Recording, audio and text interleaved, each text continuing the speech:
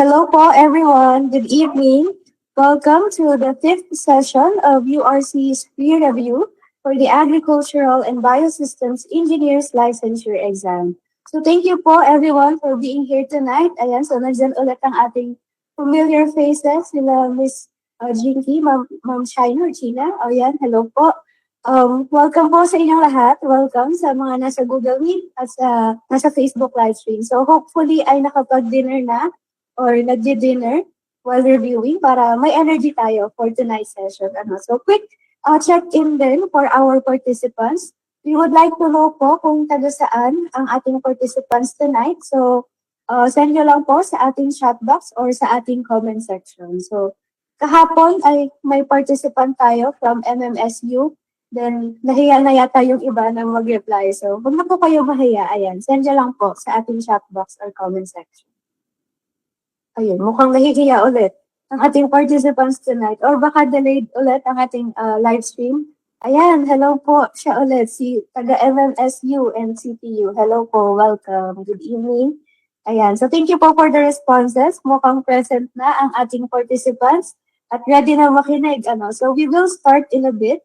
But of course, before we officially begin, we would like to extend our heartfelt gratitude to our co-presenters for making this caravan possible. So thank you to the Philippine Society of Agricultural and Biosystems Engineers Pre-Professional Group from Cebu Technological University, Barili Chapter, and Caraga State University Main Chapter. And before we proceed, don't forget to register to our peer review sessions to stay updated on upcoming topics. You may also enroll in our review programs for a more comprehensive and guided preparation. So again, pwede po kayong mamili sa aming online or self-paced review programs as you can see flashed on your screens. So for today's session, ang topic natin ay mathematics and basic engineering. And as always, it is my pleasure to introduce our lecturer tonight. She graduated BS Agricultural and Biosystems Engineering from UPLB and is a candidate for MS Agricultural and Biosystems Engineering also from UPLB.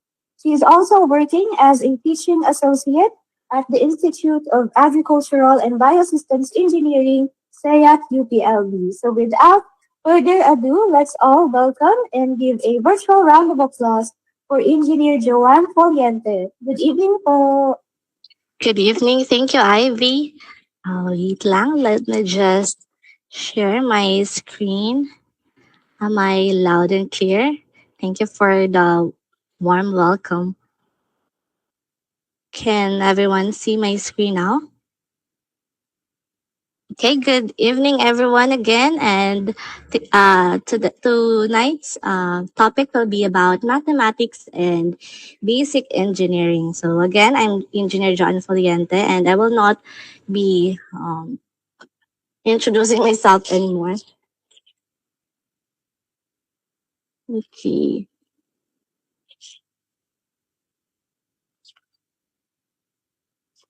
Alright, so as you can see here in your screen, ito yung cover ng ating table of specifications. No, there are a lot of topics to cover, and I think we won't be able to cover it all up tonight. So for tonight, ang ating i-cover up lang muna ay yung part 1, which is the application of theories, concept, and sets, and other things that were listed here. So I hope you have with you yung inyong mga calculators. I'm excited kasi nga para makapag-practice na din kayo for our review session. So for our first part, without further ado, let's now start the discussion. No? So part 1 is all about algebra. Ang algebra ay isa to sa mga one of the most fundamental mathematical skills na matetest sa ating board exam, and many of the engineering problems also require yung mga algebraic operations, rearrangement, transformation before we come up with the solution. So again, I hope you have your calculators with you, yung scientific calculator na hopefully ay gagamitin nyo na para ma-practice tayo sa ating mga quizzes and sample problems later. So our learning objective is that we will be covering up set, real numbers, radicals, and then the topic 2 would be linear and quadratic equation, and then we'll proceed to exponents and partial fractions, progression, permutation, combinations, probability, and lastly, yung applied algebraic problem solving.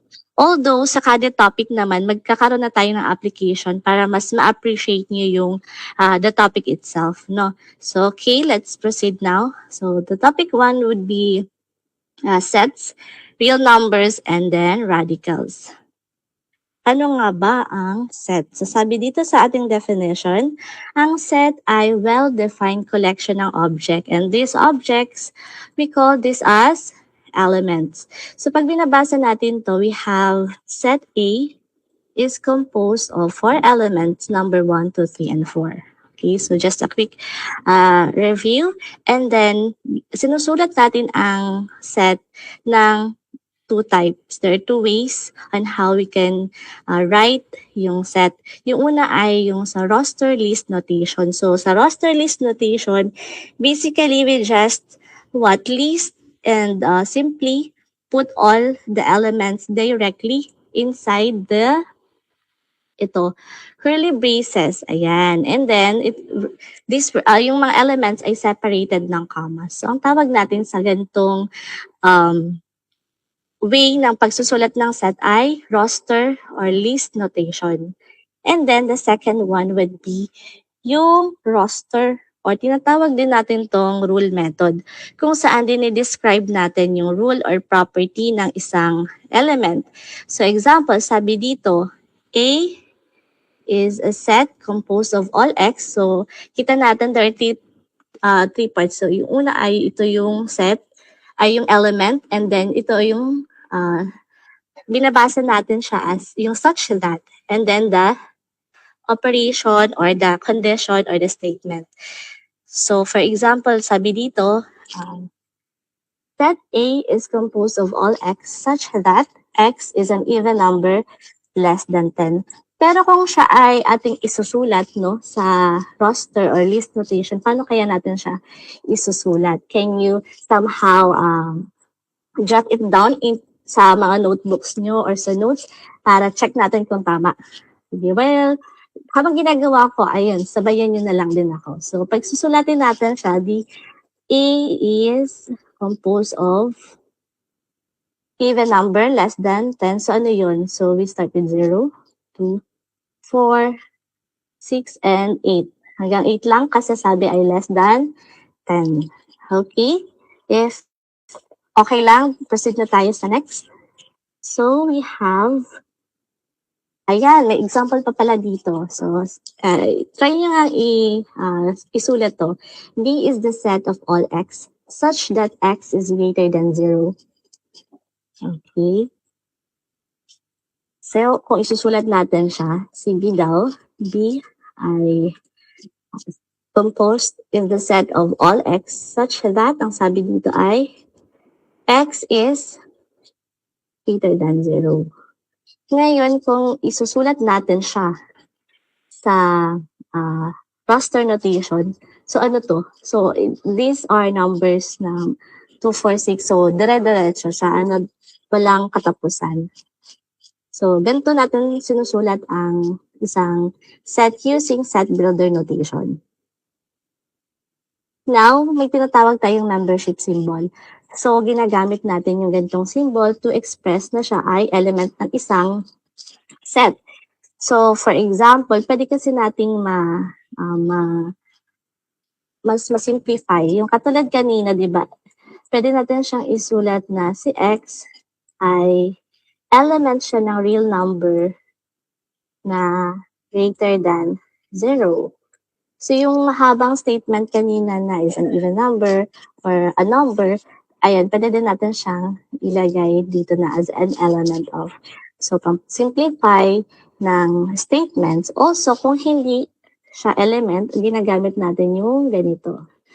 So, for example, si A ay 1, 2, 4, and 5. We can say na si 3 ay hindi element ng A kasi wala siya doon sa set. Okay, now let's proceed to the different types of set. So medyo madami itong ating types of set. Madami pa, but for now, we're just covering this one, itong mga ito, and then example for visualization or para mas ma-review tayo. So yung una ay, sabi dyan, finite set. Pag sinabing finite set, ito ay set na merong countable. Kaya nating ilagay, kaya nating bilangin, kaya nating isulat. So that's finite. Katulad nito, si A ay merong 4 elements. Kaya natin siyang bilangin. Next ay infinite. Pag sinabing infinite, katulad nung na-mention ko kanina na is an element of a real number, walang katapusan, parang katulad nito, natural numbers. Ang natural number starts with 1 into infinity. Ito din naman, yung sa set A naman din dito, ang nakalagay ay 5, 10, 15, 20, 25. So, multiples of 5. And sa engineering, ginagamit natin tong statement na to kapag we talk about time na at the start of 0 or ayun, ito yung statement. So, review nga kanina, there are 2 types or 2 ways on how we will kung paano natin sinusulat yung set. Ano nga yung una? Can you comment in your ito para tingnan natin kung nakikinig. So yung unang part ay, di ba we have 2 types of pagsusulat ng set, no? Yung una, ito yon yung dalawa. So we call it as a roster. Tama, di ba? Roster or list notation. And then yung may statement ay set fielder. Thank you for all who may input, no, sa inyong pag-reply. Now, let's talk about empty set. So, ang empty set ay, ganito natin siya sinusulat.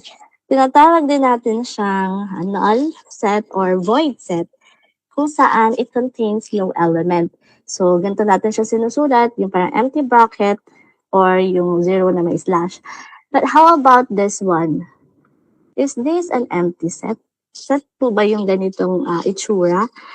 Yung bracket natin ay may laman na empty set. Is this as an empty set? Type yes if it's yes and type no if it's no para makita natin kung no. Sige. May mga mag-share pa ba ng kanilang thoughts? Sige, that's true. This is not an empty set kasi nga may laman na siya. Ang cardinality niya nito ay 1. Ang cardinality, when we say cardinality, is the number of element inside a bracket. So kapag yung empty set, nilagay na natin sa bracket, hindi na siya empty dahil yun nga, sa ay may laman. Medyo tricky yun, no? Ang tricky nitong statement. But yeah, I hope you understand. So anong tawag natin sa example na to? Pwede natin siya ma-categorize as a singleton set. Kung saan, ang definition natin ng singleton from the word itself, single, ito ay set with exactly one element. So isang number, isang variable, isang property. So isa lang. Now, let's proceed to the equal sets. Kapag sinabi natin equal sets, they have the same elements. Katulad ni A at saka B dito sa unang example, they have the same elements regardless of the order. Dito din sa A and B, they have the same, they are equal sets kahit na ulit itong si 1. So, ang definition natin ng equal sets, kapag parehas, if 2 sets have the same elements regardless of order and repetition. Paano naman kapag equivalent sets? Kapag sinabi natin equivalent, we talk about the number of elements inside. So, si A, ang number ng elements niya ay 3. Si B, ang number ng element niya ay 3. Therefore, A and B are equivalent sets. So, they have the same number kahit magkaiba sila ng type or kahit they have different elements inside. Pati yung M at saka N, no? They have the same number of elements inside. So, ang equal, pag equal, same elements. Kapag equivalent, same number of elements. Now, let's talk about subsets and supersets. Pag subset, ang sinusulat natin siya na parang naka-curve and then may line. Ayan, subset, ganyan. So, ang ating pinaka-layman's term as A is a subset of B, ibig sabihin A is inside another set. So, tama naman, si 1, 2 ay nasa loob ni 1, 2, 3. Dito din naman, si 3, 2 ay nasa loob ni B. And then, dahil siya ay may equal sign, we consider equivalence. So, si A, composed of 3 elements, ay subset siya ni B na meron ding same element. Now, let's talk about superset. So, nabaliktad, pag superset, ganyan natin siya sinusulat. Ang sinasabi lang sa superset ay set A contains set B. So, totoo naman, tama naman to, tama to. And then also, dahil siya may equal signs, we also consider equivalency. And then, next is a proper subset. Anong pinagkaiba nila? So, wala siyang equal sign. So, A is inside B, yes. That's true, that's true. Dito, bakit kaya hindi? Dahil siya ay equal. Wala kasi tayo ditong line. Kung i-consider natin yung equivalence, then we have to use the subset or superset. But for proper subset, hindi natin kino-consider yung equal equivalency. So the rule is that A should be strictly smaller than B and A should not equal to B. Now for superset, ganun din. And then, pagdating dito sa dulo, no, hindi dapat kasi we consider the proper subset.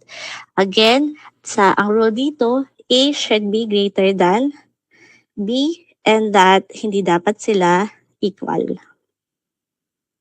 Now, let's talk about universal set. Pag sinabing universal set, ito ay set na naglalaman ng lahat ng elements under consideration in a particular context. For example, sabi dito, ang numbers ng 1 to 10, ito nilagay na natin dito, 1 hanggang 10, but we cannot consider dito yung letters or anything dahil nga ang ating context or yung consideration natin ay yung numbers lang from 1 to 10. So example, itong si A na composed of elements 1, 2, and 3. And then we have B which is composed of elements 3, 4, 5.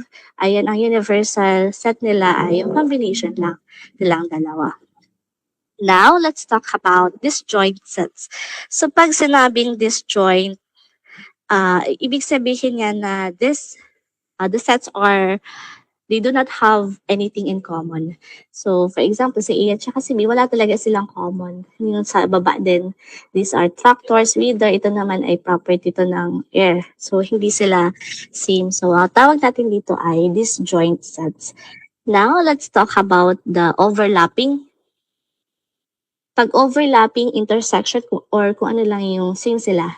So, dito kay A, we have, and B have elements 3, and then dun sa baba naman na sample, kay set B, M, at saka kay B, we have the word engineer. So, hopefully, I'm so excited na tawagin kay engineer in the future, mga future bayaws. Now, let's talk about power set. So, pag sinabing power set naman, ang definition natin dyan ay ito ay set of all possible subsets.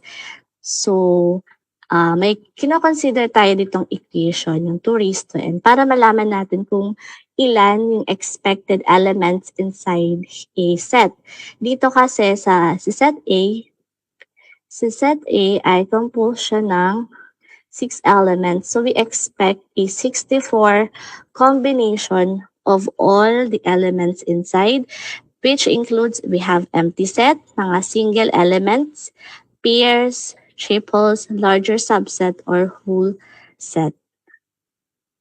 Example, itong si C. Si C ay meron siyang 3 elements. So, para ma-make sure natin kung ilan talaga expected, 2 raised to 3 dahil ito yung number ng kanyang elements inside. And we expect 8. We have empty set, yung mga single. 1, 4. Then we have pairs. 5, 6, 7. And then yung lastly, yung buo na kasi wala nang ibang combination. So, ito. Para malaman natin kung ano yung expected number of sets inside na pwede natin yung parang combination of all the possible sets. So now let's proceed to set operation. We have four. We'll be talking about yung four set operations. We have union, intersection, difference, and then complement. Pag sinabing union, parang katulad kanina, yung sa universal set, it's just the combination of two sets. And then, kapag intersection, yung parehas sa kanila. And then difference, kapag para mas ma-understand natin, ang definition natin ng difference ay elements that are in one set but not in another set. So ano yung element ni A na wala kay B? So dito, ang element ni A na wala kay B ay si 1 at saka si 2. Si 3 kasi meron siya. So dito din, ano yung element ni B na wala kay A? So that's numbers 4 and 5. Now, let's talk about complement. Ang complement, ito yung element na wala kay dun sa set na kina-consider pero nasa loob siya noong universal set. Again, complement, the complement of a set gives all elements in the universal set pero wala doon sa ating given set. So, katulad nito, ang ating complement ay 4, 5, 6. Sinusulat din natin siya na parang letter C. So, 4, 5, at saka 6. So, just a summary of what we've talked about sa operation, we have union. Again, sagutan nga natin ano yung union ng set A and B. We have 1, 2, 3, 4, and then 5. Dito naman, we have 3. Dito, ano yung set ni anong meron kay A na wala kay B? So, ang sagot natin dyan ay 1 at saka 2. Pero kapag naman B, ano yung kay B na wala kay A? Ang sagot natin dyan ay 4 at saka 5. And then, ang shaded region dapat dito ay dito sa side na to. Kung ang i-consider natin ay yung B minus A. Now, for the complement, we have 4, 5, at saka 6. Okay, now let's now proceed to the type of number system. So, mabilis lang tong slide na to dahil I think you are all familiar with this. The first one is the natural numbers or the counting numbers. Pag sinabing counting numbers, we start counting at 1. Di ba? Pag nagbibilang tayo ng machines, ng lahat ng pera, ganyan. So, we start with 1. Kapag may 0 na siya, ang tawag na natin doon ay whole numbers. And then, kapag may negative number, ang tawag na natin doon ay integers. Kapag yung integers ay may decimal, ang tawag natin doon ay rational numbers. So, ang rational numbers, these are numbers na pwedeng isulat ng fraction. For example, 0.25. Kaya natin itong isulat sa fraction na 1/4.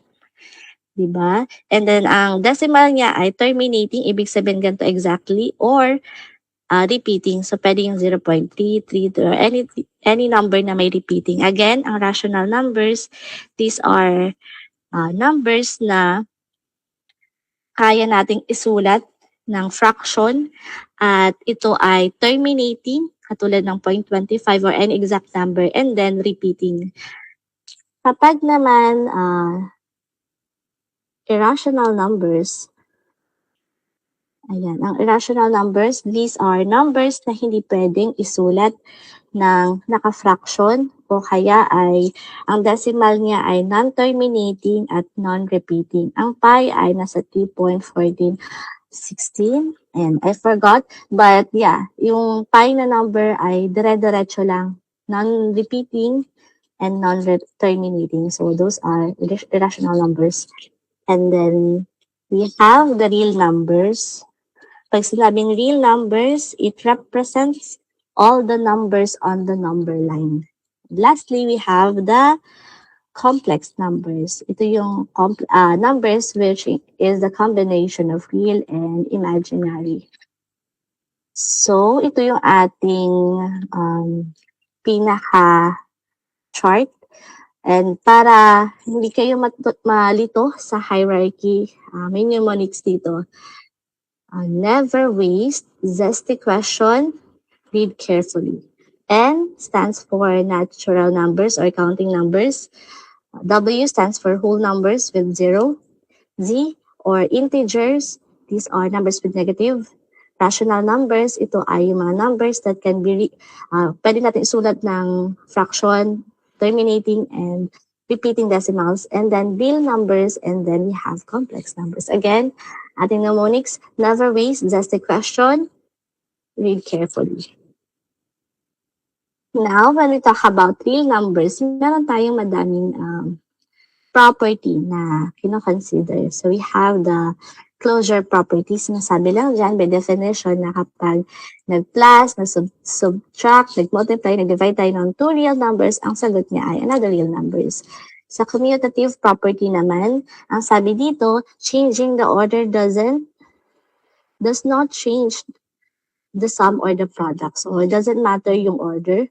Next, we have associative. Pag sinabing associative, groupings doesn't matter. So, yung kahit ito ang unahin natin i-group or ito same lang yung kanyang result. Then we have distributive property. I-distribute lang natin yung number doon sa parentheses. Then we have identity. Ang identity ay sa addition, ang statement natin dito, kapag may dinagdag tayo, hindi magbabago yung number. Sa multiplication naman, kapag may multiply tayo, hindi mag-change ang number. So we have 0 and 1. Sa addition yung 0 and then 1 sa multiplication.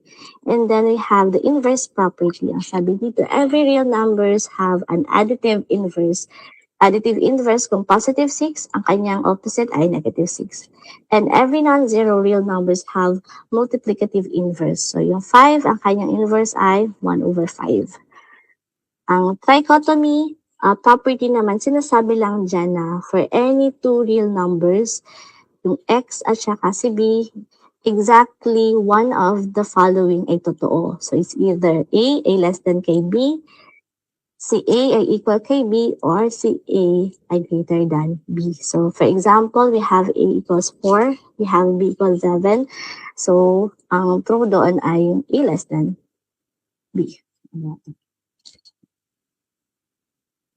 And now, let's talk about radical. What is radical? A radical is an expression that contains a root such as square root. So, ang radical ay yung may mga root. Dito alam natin na ang square root ay 2 yung nanditong index. Or cube root, we have yung p dito sa dulo or yung higher order. So, sinusulat natin siya na katulad ditong n. And then this root symbol and then a. Ang tawag natin kay a, kay n, letter n ay index.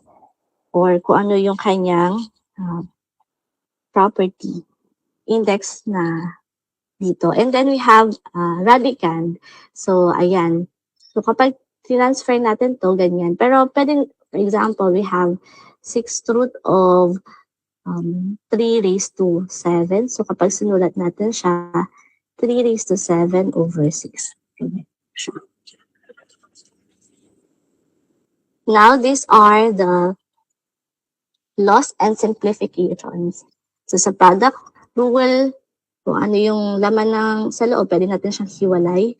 Pwede same symbol and then we have the same index. Sa quotient, ganun din, hiwalayin. Sa power naman, pag parehas itong si index at yung exponent ni A dito sa loob, siya ay magiging A lang. Kunyari, cube root of 7 cube, 7 lang siya. Exponent, katulad to ng transformation natin kanina, yung exponent and then yung index. Sa simplification naman, ang sinasabi lang dito ay factor out perfect powers. So, nandun na tayo sa simplification. When we have example, square root of 20, ang pinaka-simplified version nito ay 4 times 5. So, we have 2 square root of 5. So, itatanggalin lang natin yung may perfect power. And then sa rationalization, we always wanted to remove radicals from the denominator. Na ibig sabihin nun, if we have 5 over square root of 2, gusto natin walang square root of 2 sa denominator. So, ang ginagawa natin ay tinatanggal natin yung square root by multiplying both the numerator and the denominator by square root of 2, and then we simplify. And then lastly, we have like radicals, combine only if they have the same index or radical. Example, cube root of 6 plus cube root of 2. So, ang sagot natin dyan ay cube root of 7. Ayan. So, sabi na, ay, hindi ko masulatan. Dito na lang sa side. Cube root of 7. Ay, 8 pala. Sorry. Ayan. So, you have, ang sabi dito ay we combine them. So, ayun. Ipapag-combine lang and then we copy the index number. Now, for our quiz, just to make sure na naintindihan niyo yung first topic and hindi tayo mawala, kindly answer this quiz. We have 30 seconds or 20 seconds to answer, and then you can solve it, and then pwede nyo i-message sa ating chat box yung inyong sagot. Ayan, we have remaining 4 seconds. So, ang sagot dito ay A. Bakit kaya naging A? Ito ay naging A dahil ang sabi dito, X is an even number. So, si A ay even number na 0, 2, 4, 6, 8, and then 10. And then we have si B, meron tayong multiples of 3 from 0. So, 0, 3, 6, and then 9. So, we have 0 at saka si 6. Okay, number 2, evaluate the set A. Set A is composed of X such that X is an element of integer, and then it is between -2 and 3.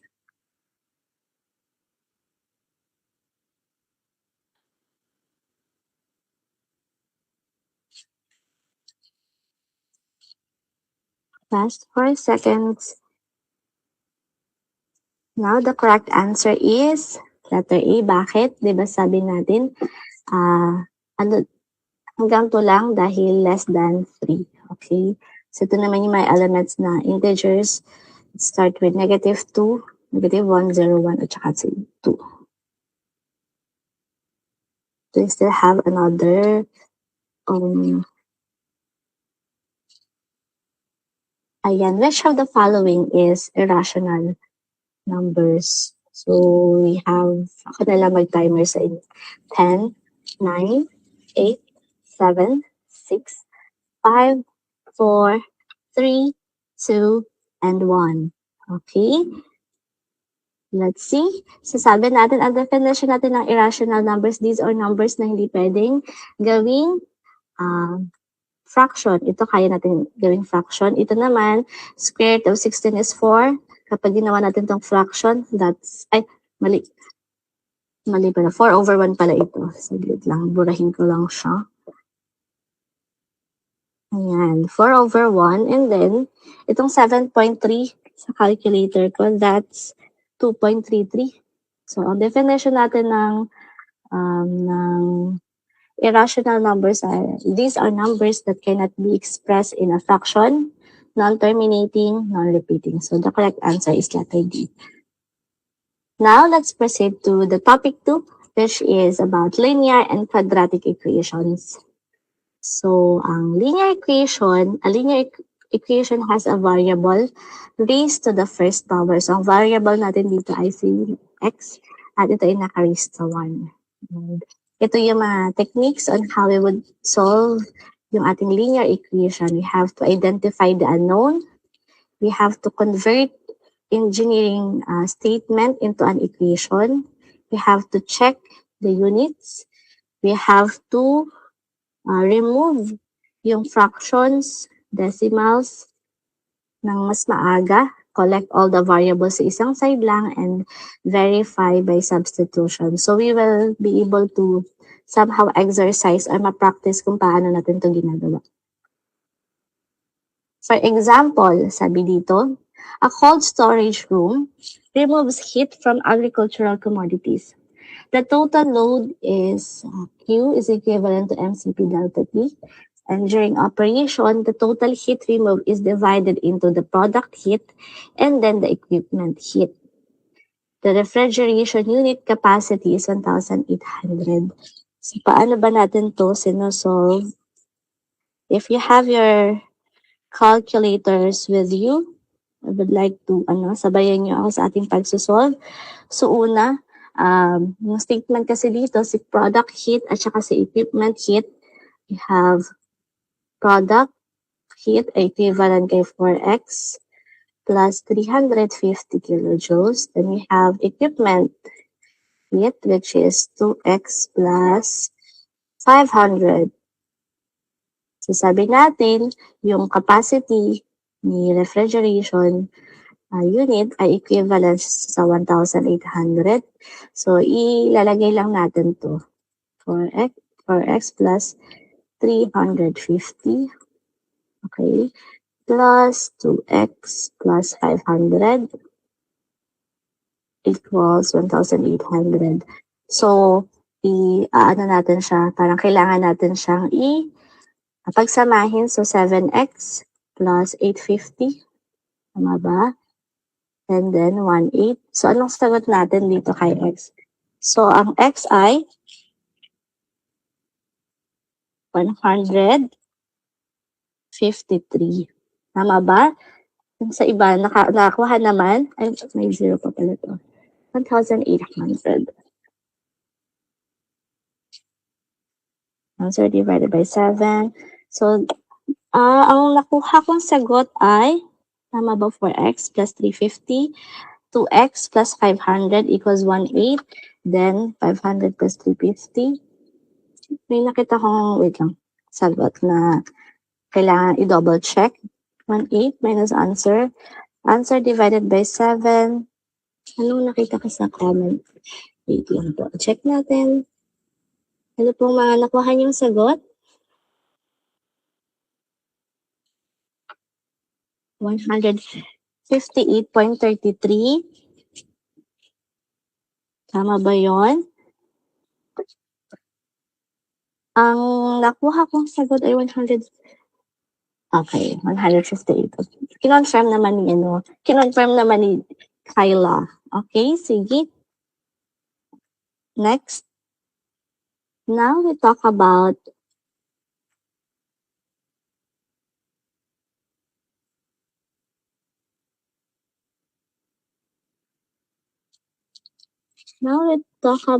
yung sa second na quadratic equation.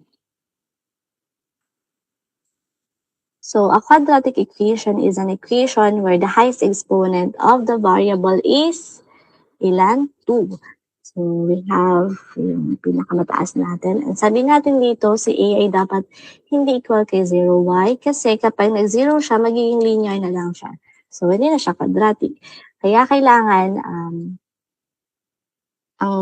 kaya dapat yung si A ay hindi siya equal to 0. So this is an example.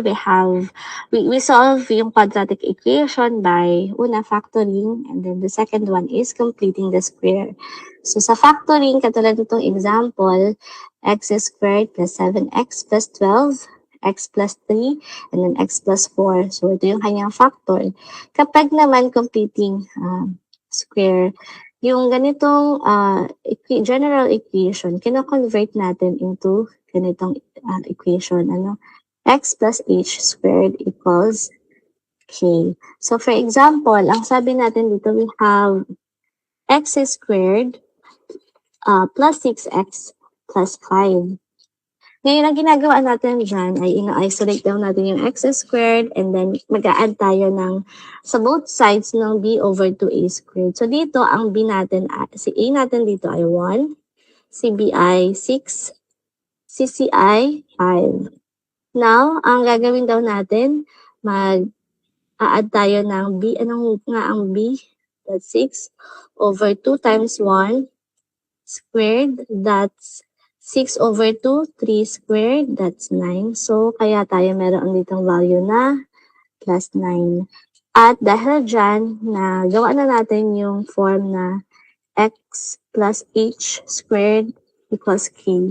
kung saan ang H ay 3 at ang K ay 4. Malinaw naman po ito, or gusto niyo ba ng another example kung paano nagagawa ang ganito. And then, after that, kinuha natin yung square root na both sides para ma-simplify natin na negative 1 and negative 5 yung sagot na root dito sa ating problem na x squared plus 6x plus 5. Okay, now, for those na hindi kayang gamitan ng factoring, ang ginagamit natin dyan ay yung quadratic formula o yung quadratic equation na negative b plus or minus square root ng b squared minus 4ac all over 2a, kung saan si a ay coefficient ng x squared, si b ay x at si c ay constant. So now we have an example. The efficiency of a pump is modeled by N is equivalent to negative 2x squared plus 2x minus 10. So where x is the operating speed factor, now we have to find the speed values where efficiency becomes 0. So paano natin yan sinusolve? So una, ginagawa natin dito, since sila ay, sabi dito ay, when efficiency becomes 0, so 0 minus 2x squared plus 12x minus 10. And dahil sila ay lahat divisible by 2, so kailangan natin siyang i-simplify.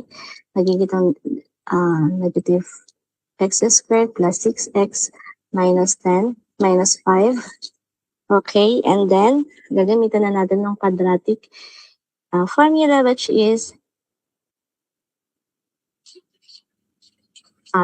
ayan, very fast naman ng estudyante, pero sige, i-demo lang natin. So, pag ginamitan natin ng negative b squared plus or minus b squared minus 4ac over 2a. So, we got the roots na x equals 1, and then we have x ay 5. O, tama naman. Yeah, that's correct.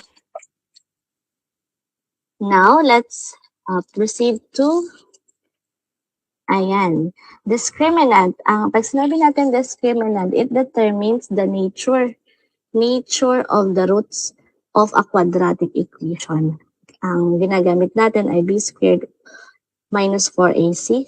At kapag daw ang d or ang discriminant ay greater than 0, we have two possible operating conditions. Kapag naman si discriminant ay 0, we have one critical operating point. At kapag siya ay less than 0, no physical possible condition.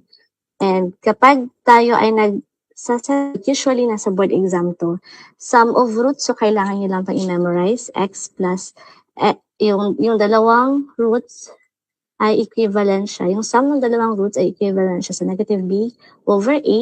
At kapag naman hinahanap ang product ng roots ay c over a. Ulit, kapag sum of the roots, negative b over a. Kapag product of roots, we have c over a.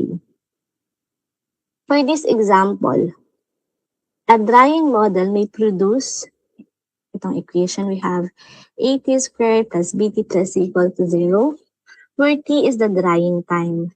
Kapag daw si D ay less than 0, the target moisture condition cannot be achieved under the given parameters. Bakit kaya natin nasabi to? Remember yung kanina sa ating rules, kapag less than 0, ang sabi natin dyan ay no physical possible condition. So, kapag na-solve natin na ang discriminant niya pala ay 0, matik na cannot be achieved. So, ganun natin in-interpret yung data.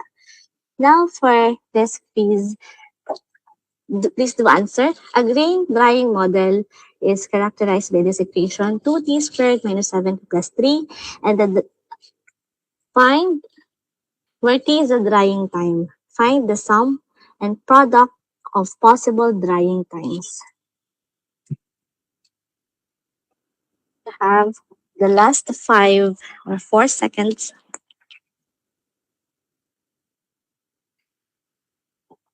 Okay na po.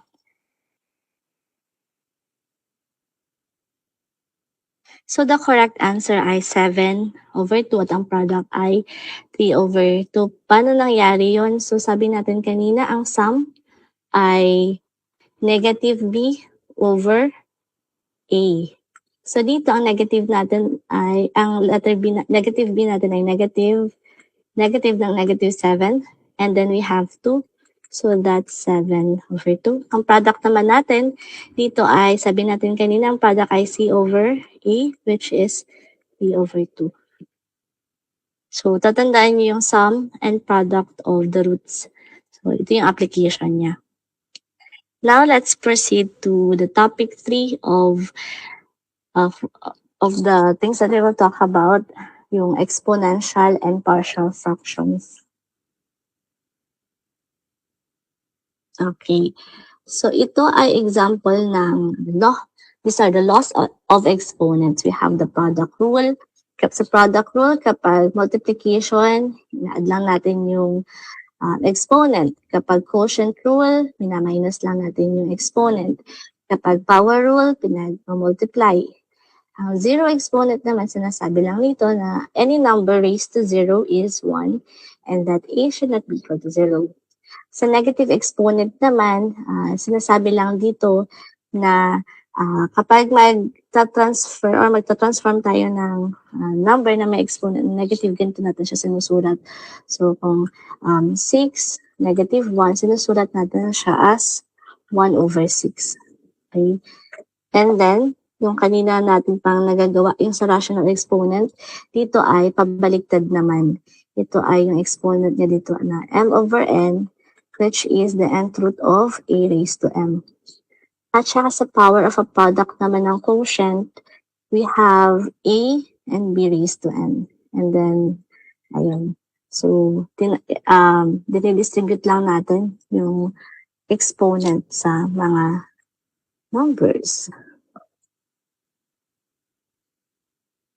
And now, let's pag-usapan naman natin itong partial fraction decomposition. So, pag sinabi nating partial fraction decomposition, method to na pagsusulat ng mga rewriting complicated rational expression into a sum of a simpler fraction. So, kailangan natin pasimplihin yung ating problem para hindi ganun ka nakakalito. So, ang ating general form naman dito ay p of x, which is the numerator ng polynomial, and then we have q of x, which is yung denominator ng ating polynomial.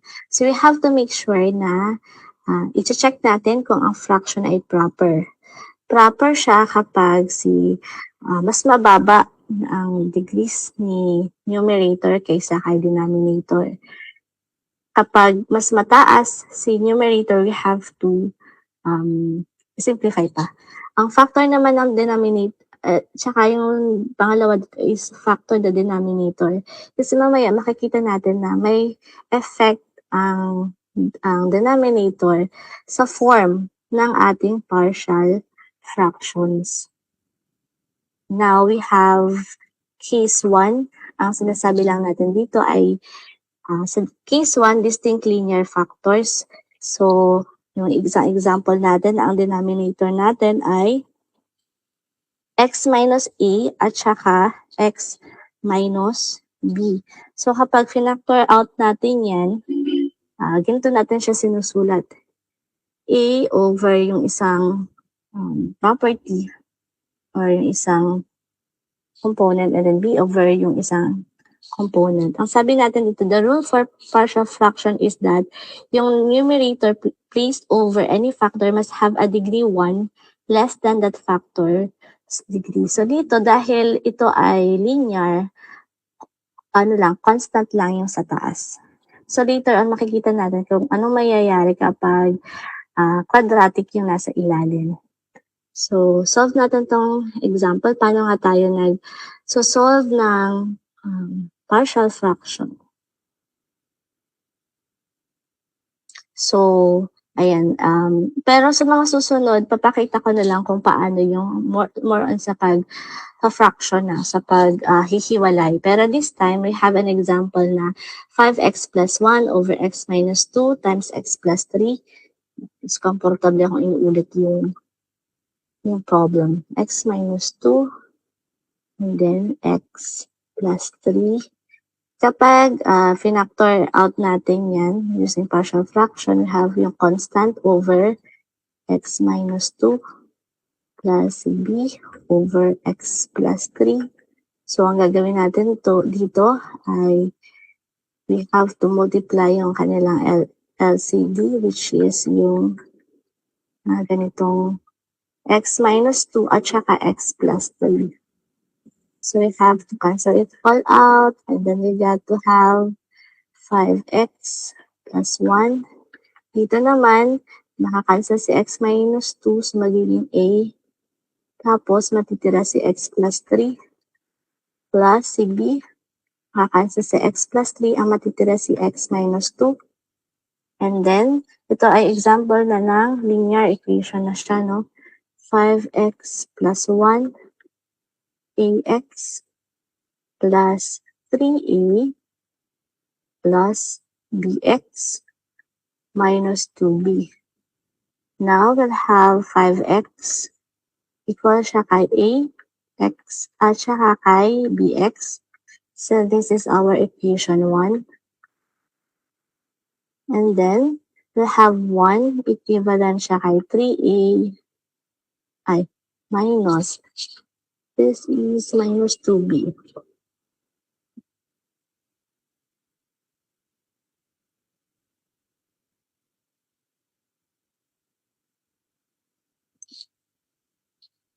Ito ay 3a minus 2b. This is our equation 2. So, we have two equations, two unknowns. So, gagamitin natin yung ating calculator. Gagamitin natin yung kanyang function. Paano nga mag-solve ng two equation, two unknowns sa ating calculators? Yung menu, and then we go to the equation na choices. And then, after that, may lalabas dyan na 1 simul equation and number 2 is polynomial, yung 1. And then, we got to choose kung ilang unknowns. We have 2 unknowns. And then, ilalagay lang natin yung mga value natin dito. And then, anong ating correct answer? Ano ang value daw ni A ay si? Ayan, 11. Si A ay 11 over 5. At saka si B ay 14 over 5. So, tama naman siya dito. So, that's how we put value sa ating mga variables or sa mga constants natin. Malinaw po ba? Pwedeng power, acno, thumbs, or heart. Kung gusto niyo ulitin, or we have to, okay naman na. If you have questions, do not hesitate to ask, and I will give you tips also. Okay, now let's proceed to the next case ng partial fraction. We have the case 2, which is the repeated linear factors. Pag repeated linear factors, ganito may exponent. So, depende dyan kung 2 or 3, kung ilang beses natin siya i-repeat. For example, we have 2x plus 3, x minus 1, all raised to 2. So, kapag pina-factor out natin, for partial fractions, a, which is yung constant a over yung unang component, x minus 1, plus b over x minus 1 squared. So, dito, dahil siya ay linear lang ulit, constant lang yung taas. Pero dito pansin natin na uulit siya. So, dito kasi yung una ay raised to 1 lang yan. So, how about paano kung kunyari ito ay raised to 4? Minsan nakakalimutan nila yung property ng ating mga ganitong special cases. So, dito, ilalagay lang natin a, x minus 1, plus b over x minus 1 squared plus c over x minus 1 cubed plus t over x minus y raised to 4. So, ayan lang, repeated. Uulitin lang natin siya. Minsan kasi yung iba, nakakalimutan tong unang part. Nag-ano na agad sila. Nakakalimutan yung raised to 1. Usually, nag-start na sa 2 agad. And then, the case 3 naman ay irreducible quadratic factors. Ito ay nangyayari kapag if we cannot be, hindi na pwedeng i-factor out yung real numbers. Katulad nitong x squared plus 4. So, dahil quadratic na siya, you have to make sure na ang kanyang numerator ay linear. Kaya naging ax plus b. So, isa yan sa property ng ating partial fractions na kapag ang nasa ilalim ay quadratic, we have to make sure na ang numerator natin ay linear. Again, ang sabi dun sa ating rule, the numerator placed over any factor must have degree 1 less than the factor's degree. So, yung, para makapture natin along the composition yung term na kailangan. So, example, we have 3x squared plus 5x plus 7. Then, we have x squared plus 4 and then x minus 1. Then, kapag pinactor out natin or ginamitan natin to ng partial fraction, dito kaya to naging ax plus b dahil siya ay ito ay quadratic. Then, dito dahil siya ay x minus 1, then ang gagamitan lang natin ay constant. Okay, so kung isi-solve natin pa or isi-simplify itong value ni ax plus b, medyo madugo siya. So, assignment na lang natin para makuha yung value ni a, b, at saka ni c. Then, we have the repeated quadratic factors. This is already case 4. Ang case 4 ay combination ni case 2. Ang case 2, di ba, ay repeating. At saka si case 3 na hindi na natin kayang i-reduce pa yung value. So, ang nangyari dito, at the same time, inuulit natin yung ilalim.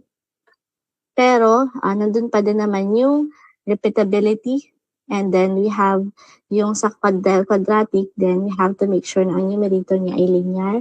And we have to consider yung a sub 1, sub 2, sub 3, dahil 3 times nga natin siyang inulit. Okay? So, these are the cases ng sa partial fraction. Ayan. Tayo ay magpo-proceed na sa ating quiz.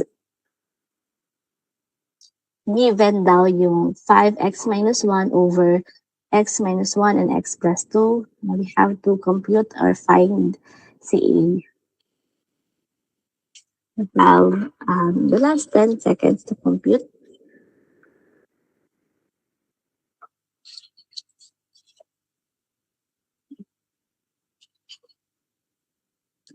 Alright. Ang correct answer dito ay si 4 over 3.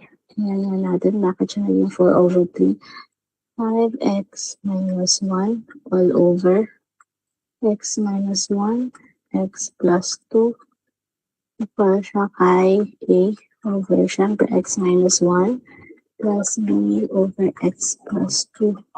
So, kapag simplify natin, a naging x plus 2 plus b x minus 1, then 5x minus 1, ax plus 2a, and then bx minus b, and then we have 5x, ax plus bx, and then negative 1 by 2a minus b. Tingnan nga natin sa ating calculator. Ang sagot ay 1, 5, and then 2, negative 1, negative 1. Si A ay 4 over 3, at saka si B ay 11 over 3. So, ang hinahanap natin dito ay si A, at ang ating sagot ay si 4 over 3. Ayan, so magpo-proceed na tayo sa topic 4, which is about progressions, permutations, and combinations.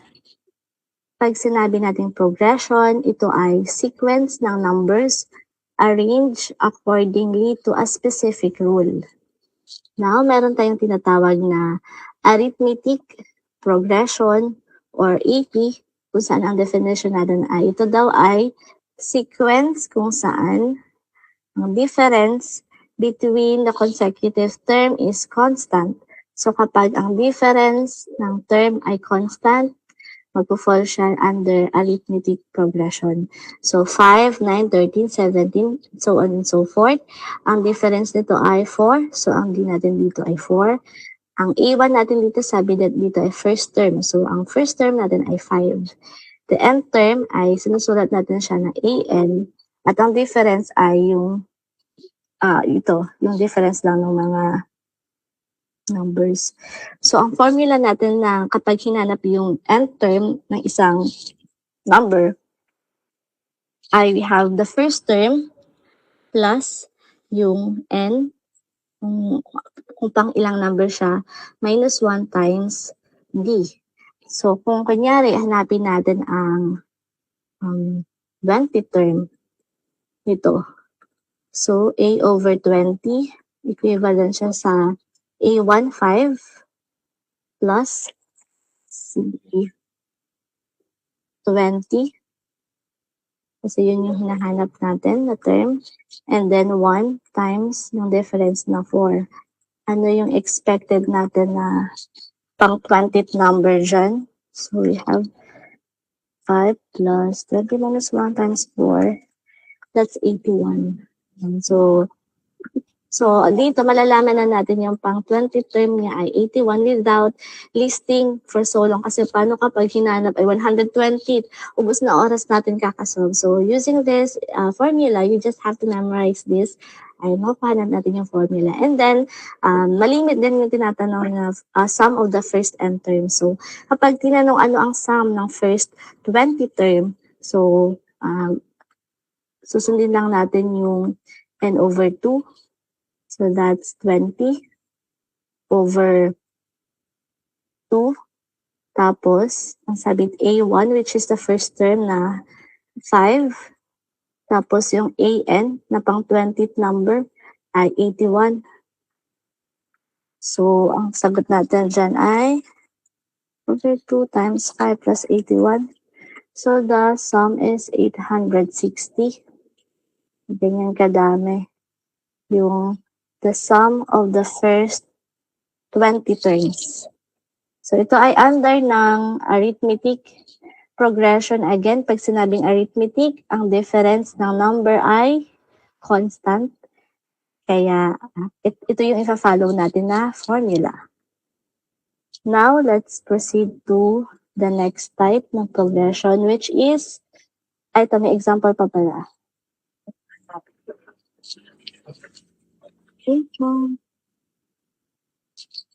Ayan.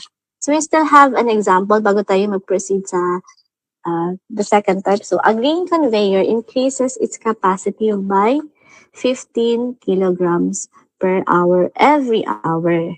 If the initial capacity is 100 kilograms per hour, what is the capacity after 8 hours? So, pwede din natin i-present yung problem this way. Hindi lang siya katulad ng set na parang list of numbers, no? So, sa atin sa ABE, we have to i-internalize din yung mga ganitong statement. And then, as ang hinahanap niya ay capacity after 8 hours. So, from the statement, ang difference daw, tumataas ng 15 kilograms per hour every hour. So, siya ang ating D.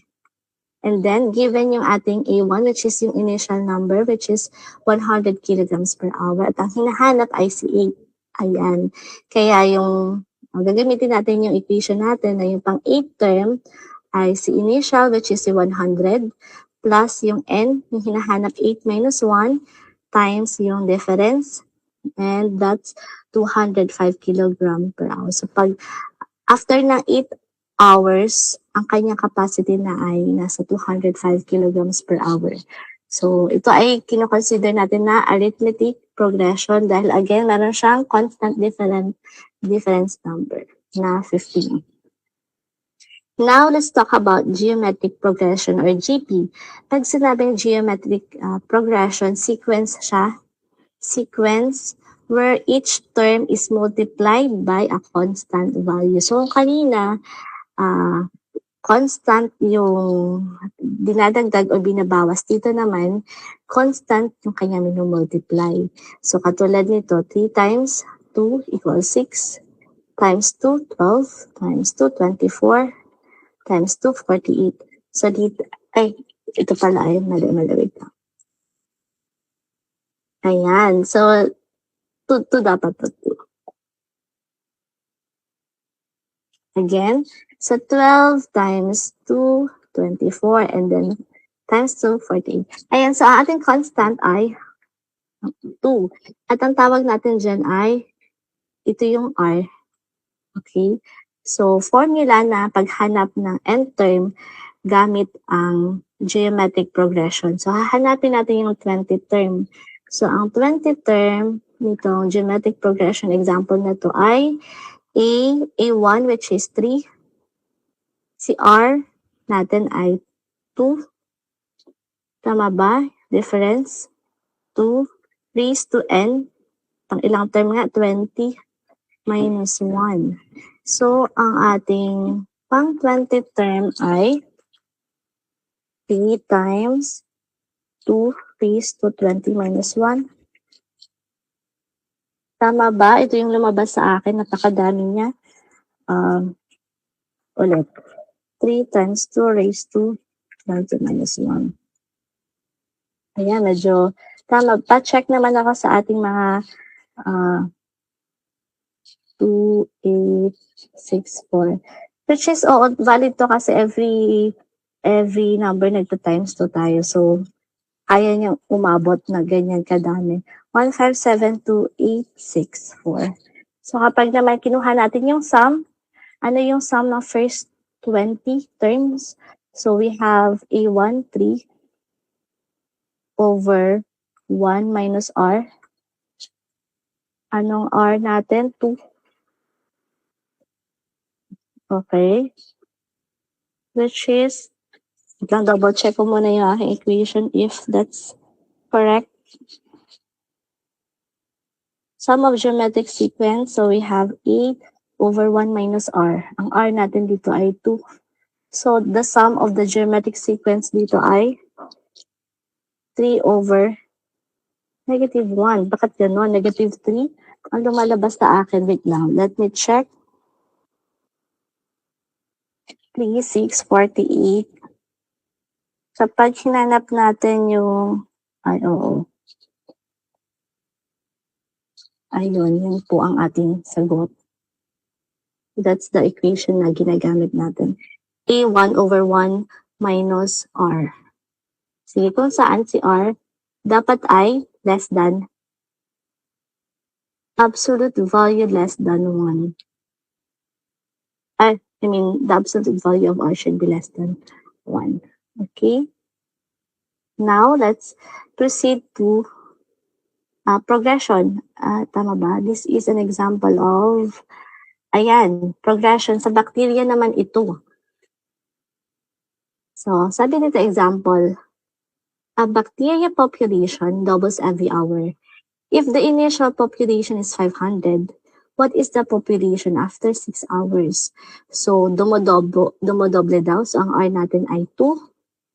Okay? And then, ang ating number ay after 6 hours kasi yung hahanapin natin. So, bacteria at after 6 hours. We have initial na 500. Kapag sinunod natin, ang equation natin dito ay A sub 6 ay initial.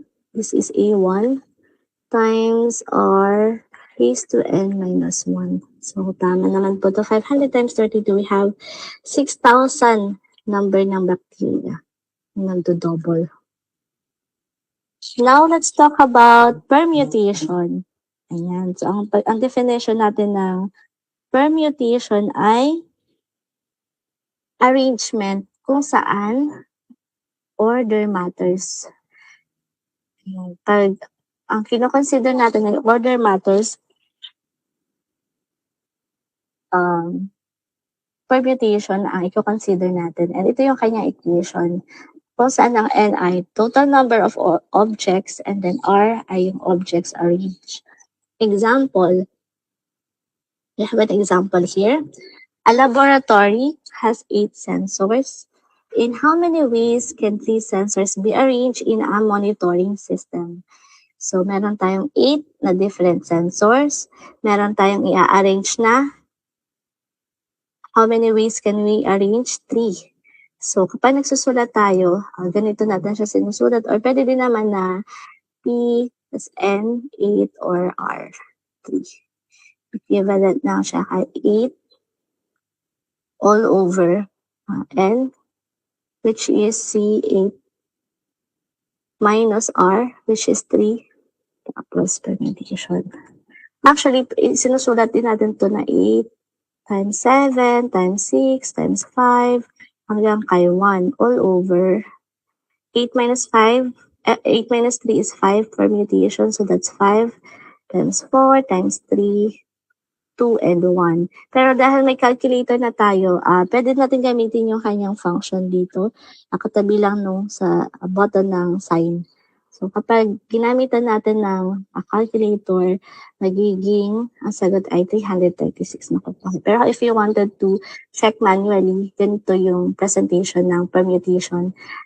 Minamultiply natin yung mga numbers pababa hanggang 1, and then that's how we resolve ng mas mahaba long method. Pero using our calculator, we can just simply use yung button na ating calculator. Now we have combination. Kanina again, ang permutation ay, sabi dito, order matters. So nagmamatter si order. Dito, sa next naman, order doesn't matter. Okay, so kapag combination, doesn't matter ang order. Kapag permutation, nagmamatter si order. So, ginagamit natin na equation dito ay N all over N permutation or yung ganyang dot, and then ganito yung denominator. Again, ang N ay na total objects, R ay yung selected natin na i-arrange randomly or doesn't na walang order. Sabi dito, a researcher has 12 crop samples. She wants to select 4 samples for NIR analysis. How many possible groups can be selected? So we have the 12 sample, which is ang ating N. We also have, we got to select 4. Siya yung ating R. And then, ayun, ilalagay lang natin siya as is. And then we've got, katulad nito, hanggang mag-1 to. And then, pero sa calculator natin, same lang na malalabas na din yung 495. Again, pag permutation, order matters. Kapag combination, order doesn't matter. Now, let's check. Ayan, may quiz na ulit tayo. Find the 10th term of the arithmetic progression from 5, 9, 13, and 17. Pang 10 ang hahanapin natin dito. You just gotta use yung ating equation for the arithmetic progression.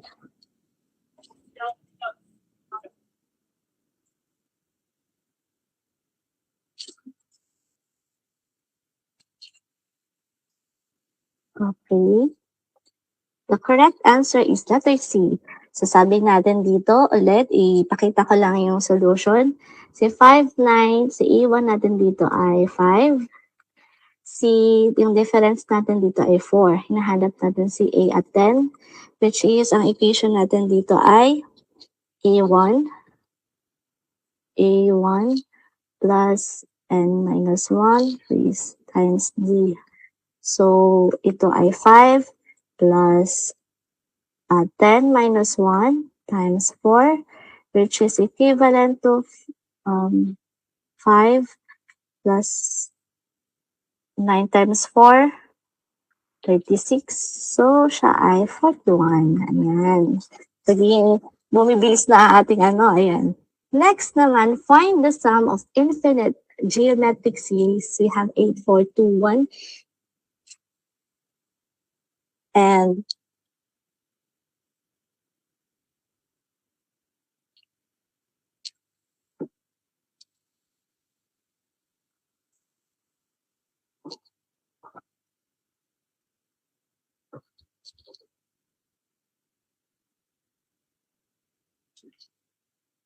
okay. Now, titingnan natin. Ang correct answer ay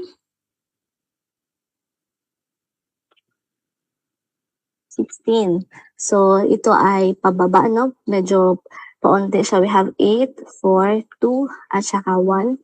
So, anong A1 natin? We have 8. Okay? Clear naman to. Ano yung R natin dito? Sige nga, ang R ay, ito yung constant na minumultiply natin sa kada numbers. So, si 8 naging 4. Anong minultiply natin sa kanya? Minultiply natin siya ng 1/2. Si 4 naging 2, 1/2. Therefore, our R is 1/2. So, kanina, di ba yung equation natin kanina, ang sum ng infinity ay A1 over 1 minus R such that yung rule natin doon ay less than 1. So, tama. So, kanina, kaya medyo kakaiba kasi hindi natin pinalo yung rules niya, no? Dito, tama naman. So, nag-work pala yung ganitong equation doon sa pababa or decreasing ang ating series. So, dahil si R ay less than 1, so, isosolve na natin siya. Ang sum ng nitong term na to ay 8, 1, 1 minus 1/2, which is 8 over 1/2, which is 16. Ayan po. And then for the last, you have 30 seconds. A researcher collected 12 rice samples and then wants to select 4 for drought resistance testing. And how many different groups of 4 can be selected?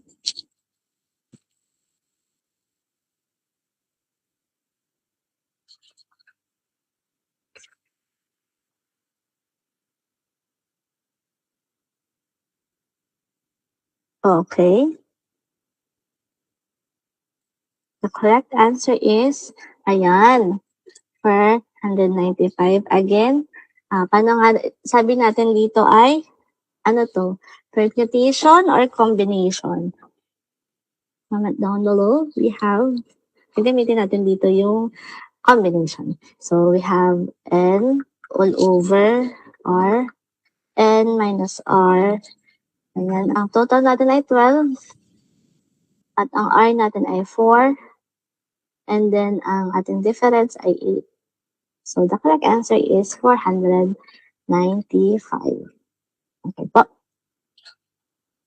Now, let's proceed to the probability.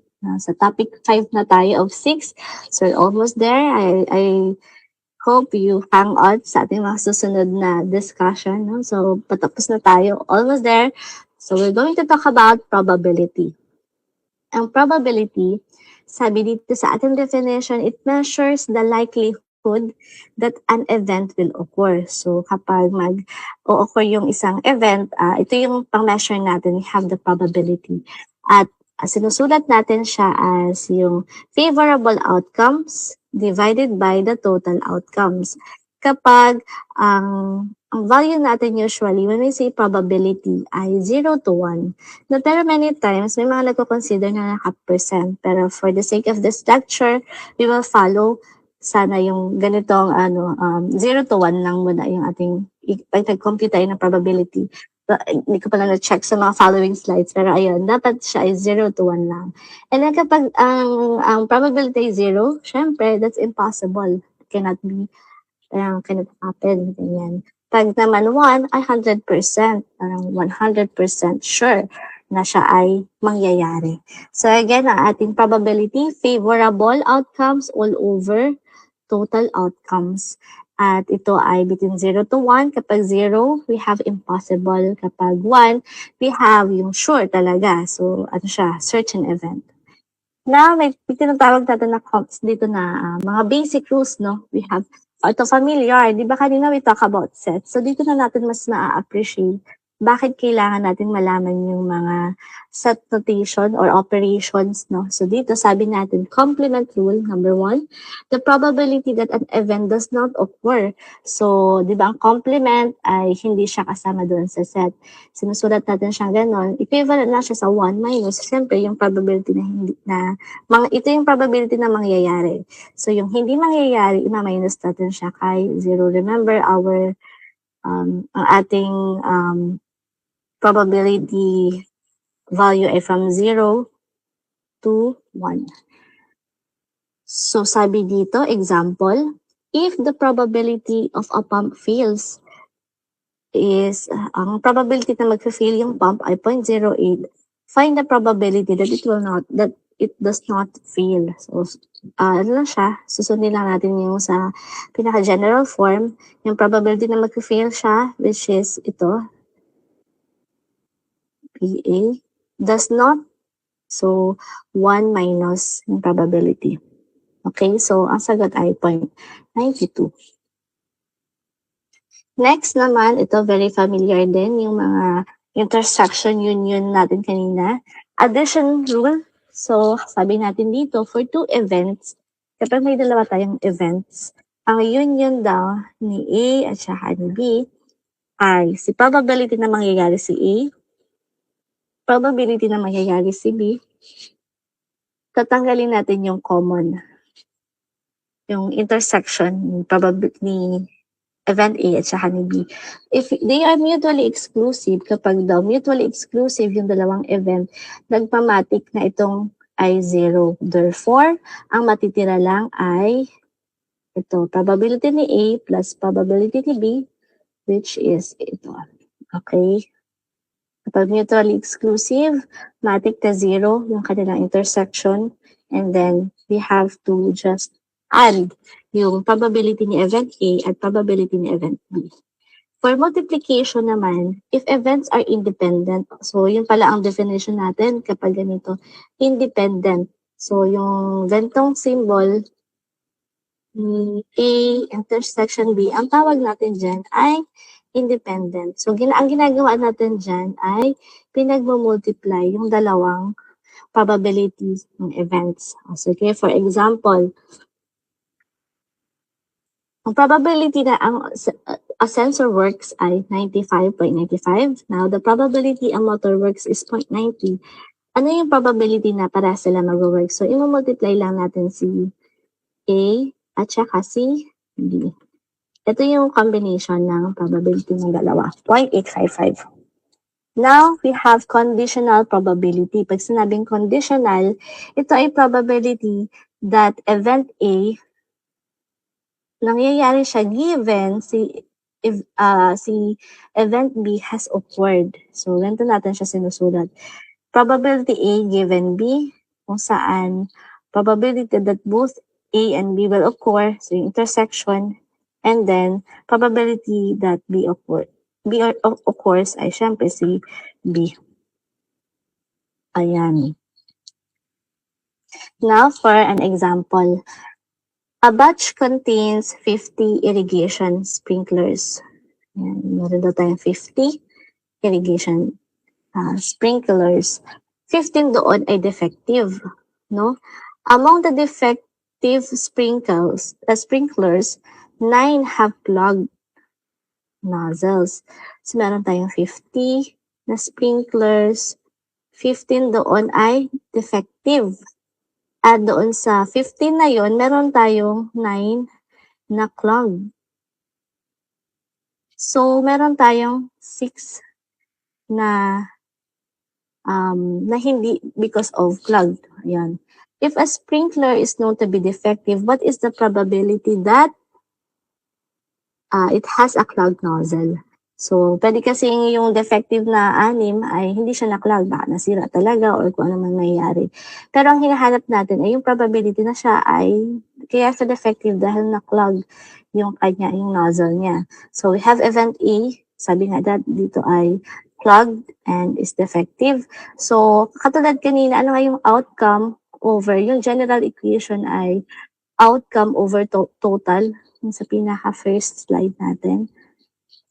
Favorable outcomes over total outcomes. So, pwede din natin siyang i-adapt here. So, yung probability ni 9 over yung total na defective ay, ayan, which is 0.60. So, yun yung probability na doon sa mga samples natin ay nasira siya dahil clogged yung ating sprinklers. And then we have binomial probability. Pag sinabing binomial, sabi dito ay success or fail lang siya. So, mangyayari o hindi. At ang kina-consider natin equation ay ito. Probability ni n, x, ang n natin ay total number of trials. Ang x naman ay number of successful outcomes desired. And then, sabi natin, ito yung probability na mismong value, 1 minus probability raised to the total number of trials minus number of successful outcomes. So, bigyan tayo ng example. Sabi dito, a machine has 90% success rate. So, ito yung ating P. No? Find the probability exactly 4 of 5 products pass inspection. So, ang ating total number ng trials, 5. Sabi natin, natin dito ay 5. Ang number of successful ay 4. So, i-adapt lang natin siya. And ito. So, huwag kayong masyadong malilito dito sa statement na naka 5 over 4. Pag sa calculator, sinusolve lang natin, ang matitira lang dito ay si 5. Ito ay hindi natin, for sake of, sa pagsusulat lang to ng kung paano siya nire-represent stat matters. Pero sa calculator natin, ang ilalagay lang natin ay yung n. N, p of x, 1 minus p, n minus x. So, solve ko nga. Check na natin kung tama. 5 times yung probability 0.9 raised to 4. And then, 1 minus p, 1 minus 0.9 raised to n. Anong n natin? 5 minus 4. So, the correct answer is 0.32805. Okay. So, tama to. 5 times 0.09 raised to 4 times 0.1. Okay, next. Ayan, para matest kung may na-retain kanina when we talk about probability. Ayan, pakisagot po nito. An automatic seed sorter correctly sorts seeds with a probability of 0.95. 10 seeds are tested. So what is the probability that exactly 9 are sorted correctly?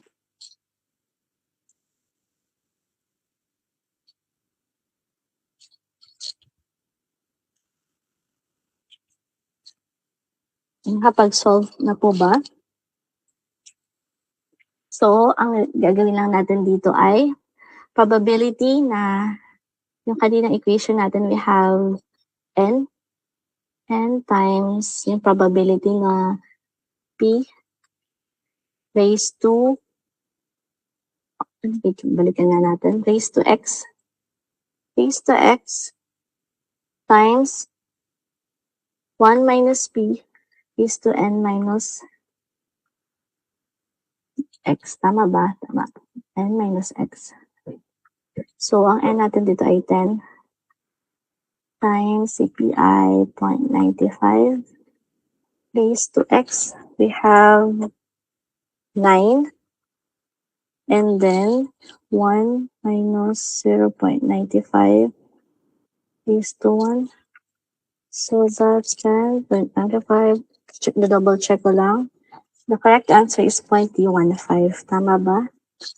10 times 0.95 raised to 9 times 1 minus 0.95.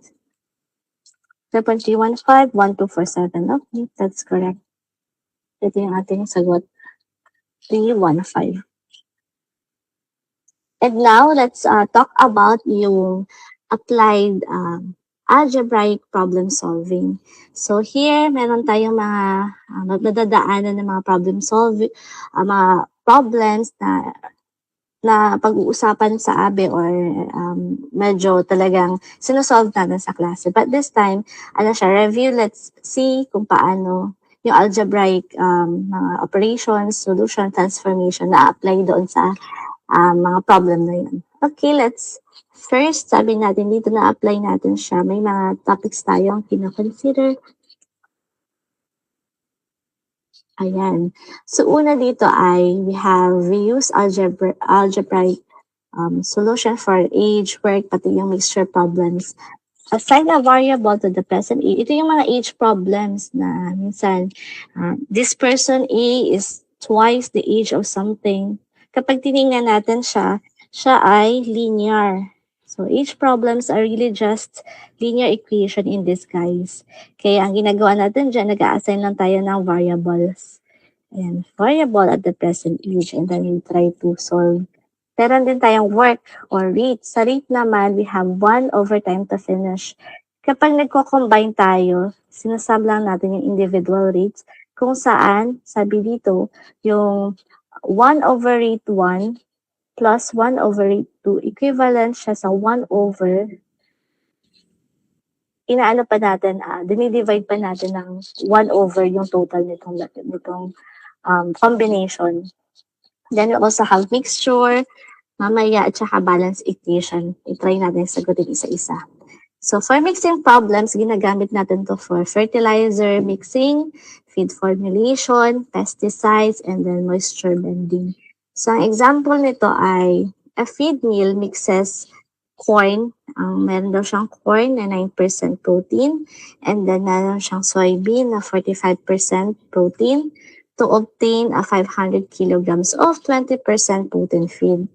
Find the requirements, find the required amount. So, pag sinabi natin required amounts, we have to look for yung corn at saka si soybean na sabi natin ay ginamit doon sa feed mill. Sige, we have to step by step nating isolve. So, una, we have to let x equal corn. So, isiset natin siya na corn si x muna. Therefore, si soybean would be 500 minus x. Bakit 500 minus x? Kasi sabi natin, ang total nilang dalawa ay 500 kilograms. So, doon sa feed mill, combination siya ng corn plus soybean. Soybean meal. Equal siya kay feed mill. At meron siyang total na 500 kilograms. So, okay na tayo. Na-set up na natin. Yung pangalawa naman, let's consider yung mga protein na minention nila dito. So, when we consider yung protein equation,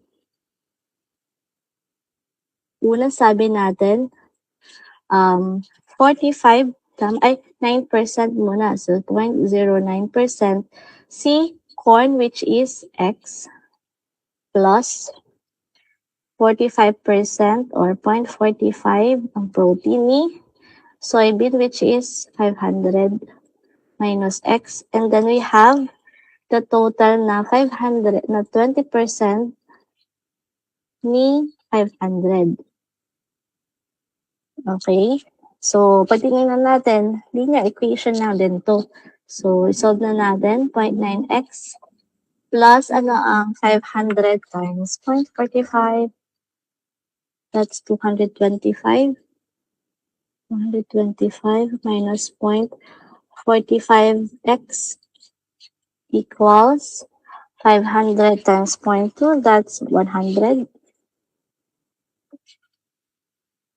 Okay, so pagsamahin na natin yung terms, 0.09 minus 0.05. So that's 0.09 minus 0.45. That's negative 0.36x equivalent to 100 minus 225. Na equivalent na siya kay negative 125. Therefore, ang x natin ay 347.22.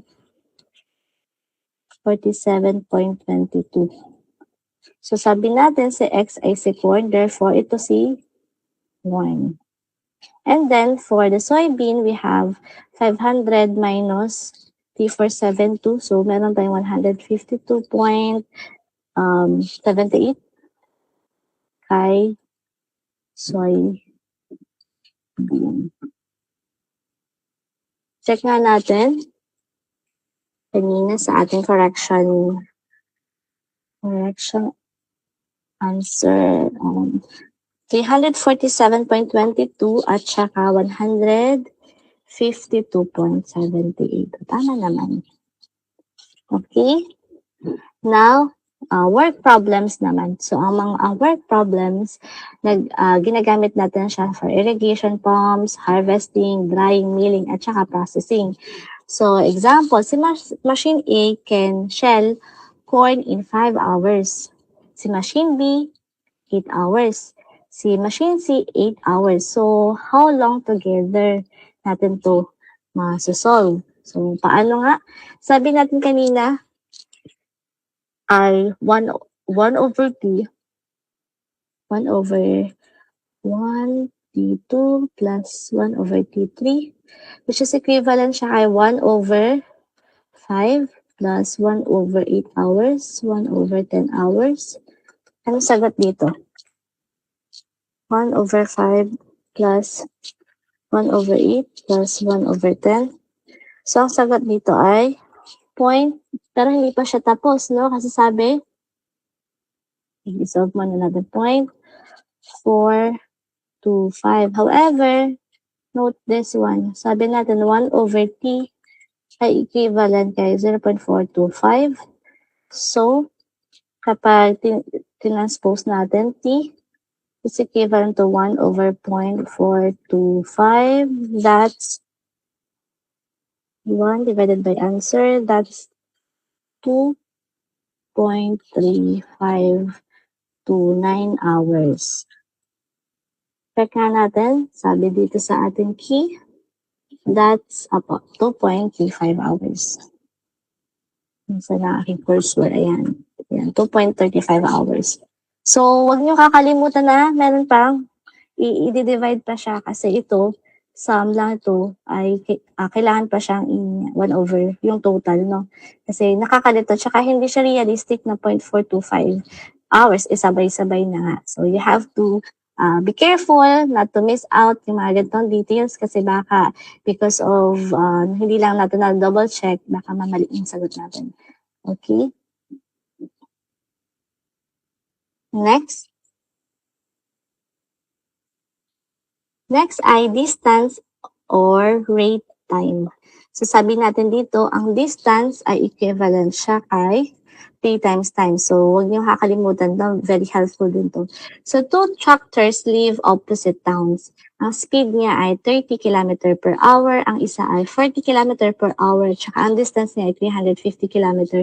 So paano natin to isa-solve? Sige nga, pwede bang, so mag-solve kayo tapos titingnan nyo kung tama yung inyong sagot before I reveal the correct answer. Sige, may mga 10 seconds. 10, 9, 8, 7, 6, 5, 4, 3, 2, 1. Okay? Anong inyong, nakuha niyo naman ng 5 hours? Sige, sagutan natin. Sabi dito, distance ay equivalent siya kay rate and time. So dito we have, ang 30 km per hour ay rate siya, diba? So 30 times time, hindi pa natin alam siya. So 30t plus yung 40 na rate, and then we have time. Equivalent siya kay distance, which is 350. Ayan, medyo pag unang tingin parang nakakatakot, pero kapag sinimplify natin, ano lang siya, ganito lang siya. Therefore, ang time natin ay 5 hours. Ayun. So, tractors leave. So, ang hinahanap natin ay yung combination ng dalawang tractors na merong rate at saka time. And then, for the distance of 350 kilometer, yung kaya nila i-cover. At nagawa yon in 5 hours. Okay? Next. Ayan, may question tayo dito. A rectangular fish pond has a length 8 meters and 8 meters longer than width. Ang area niya ay 240 meters squared. So, find the dimension. Actually, pag mga ganito, di ba parang age, ano lang siya? Age problem lang siya. Mas mataas si length sa width ng 8 meters. Wala tayo dito. Hindi ako naglagay ng correct answer para makita ko yung, yun lang, yung pagsusolve ninyo kung carry. Sige, check nga natin ang correct answer.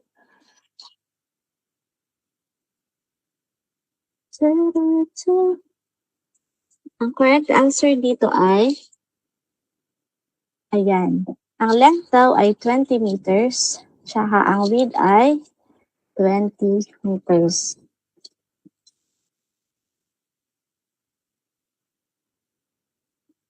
Okay, need pa natin i-solve step by step or proceed na tayo sa next? Please comment po. Huwag kayong mahiya. Ako lang naman to. Ayan, so, sige. Mamaya, may isa pa tayong mga problems. Ito pala, mga sample problems. So, ayan, if you have a lot of time, feel free to solve all of this, no? Even in your own time, mga mga irrigation or hindi man siya irrigation problems, mga other problems na related sa ating mga abe. Ayan, so we have time check. It's 8:41 siguro. Try natin mag-solve ng hanggang 3, 4. Sige, tingnan natin. Ayun, sana ma-cover up natin to lahat. So, yung una ay 3 irrigation pumps. Sabi dito, may 3 daw na irrigation pumps can fill ang reservoir natin na 2 hours. So, ayan. When working together, so yung pump A alone can fill it in 6 hours. Si B ay 8 hours. And then, ang hinahanap natin ay how long si C to fill the reservoir alone. Sige, dahil dyan, dito muna tayo sa blank page. So, yung una ay 3, ulit ko yung problem. We have 3 pumps. We have pump A, B, at saka si C.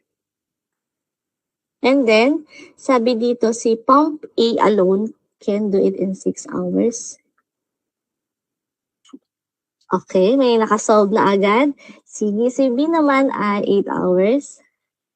8 hours. And then, si C ay unknown. Okay, so katulad nung kanina, we have ang total daw nung ay 2 hours. So, 1 over 2 ay equivalent kay 1 over 6 plus 1 over 8 plus 1 over x. Kasi ito yung unknown natin si C. So, ang sagot dito ay 4.8. Okay? Tama naman yung mga nagsagot sa comment section. Do not forget na dapat yung total ay i-divide pa siya. Okay, next. We have, dito muna itong ating nasa sige, nakakaya pa.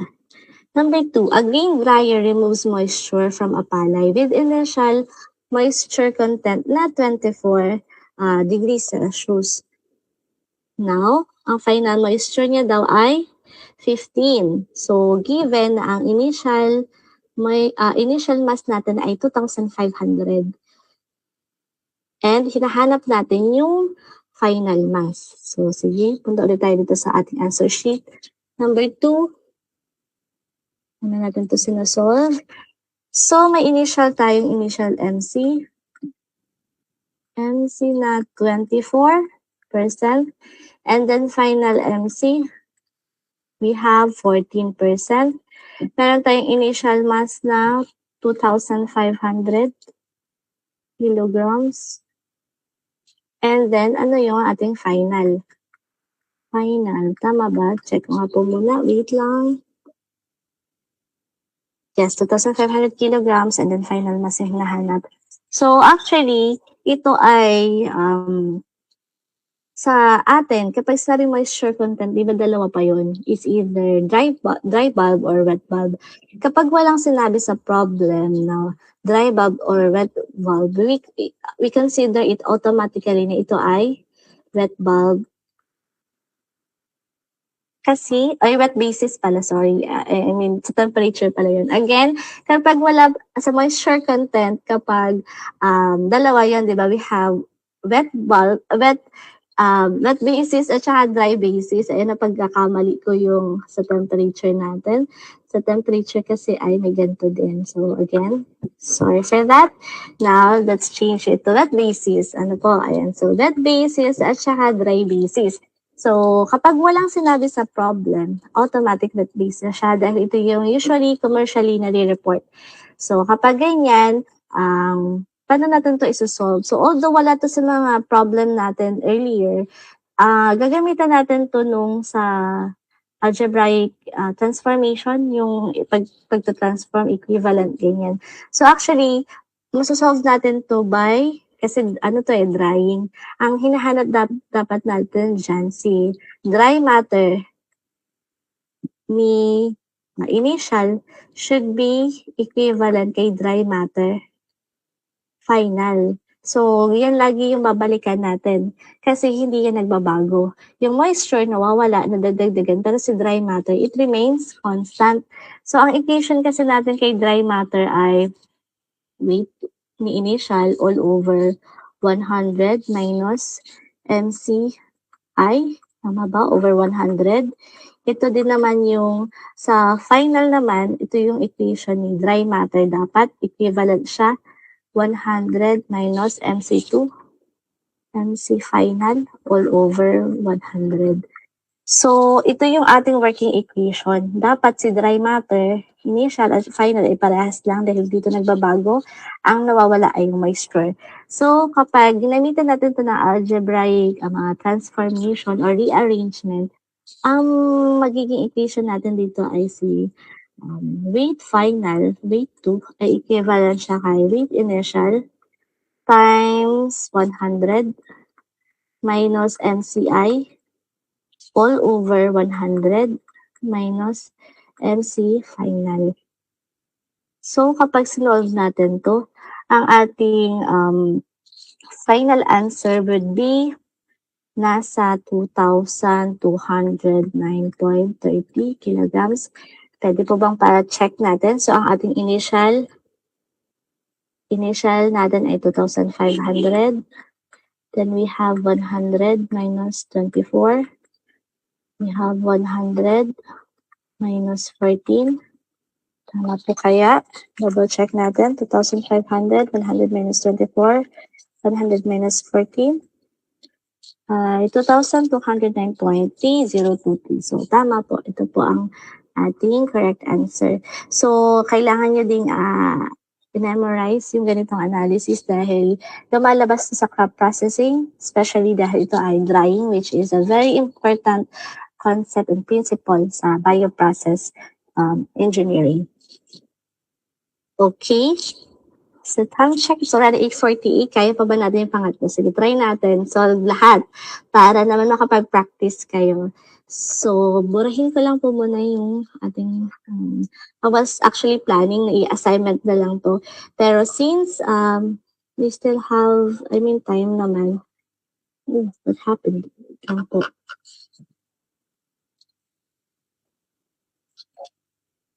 Ayan. Ayan. So, clear ko lang itong ating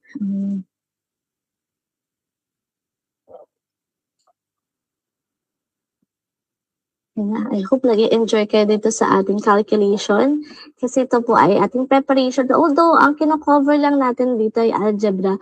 Oh, no. What happened? Wait lang po. Mukhang na-X ko po ata. Tama ba? Let me share my screen again. Or, parang nakashare pa ako. Nakashare pa po ako? Tama ba? Please do comment kasi nalilito ako. Yes, nakashare pa ako. Ano po? Okay, thank you. Medyo nabago kasi yung aking ayan. So, sige po. Try natin i-solve yung pangatlong problem. Sabi dito, ang farmer daw ay nag-invest ng 50,000. Ngayon, doon sa kanyang pinag-investan, part was invested at 6%, and then the remainder is 9%. If the total annual interest earned was about 3,900, i-determine natin kung magkano or how much yung ininvest niya sa kada rate. Again, punta tayo dito. I have 50,000. Si number 2 na po ito.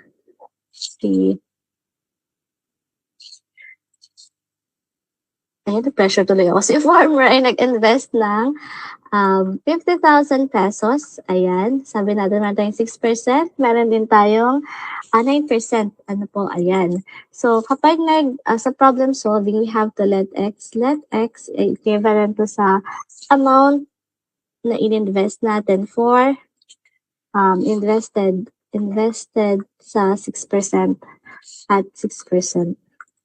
Now, so, dahil 500 yung total, syempre, ang ating ininvest sa 9% would be around ito. Ito naman ay amount. Kopyahin ko lang amount invested at 6%, 9%. Ayan.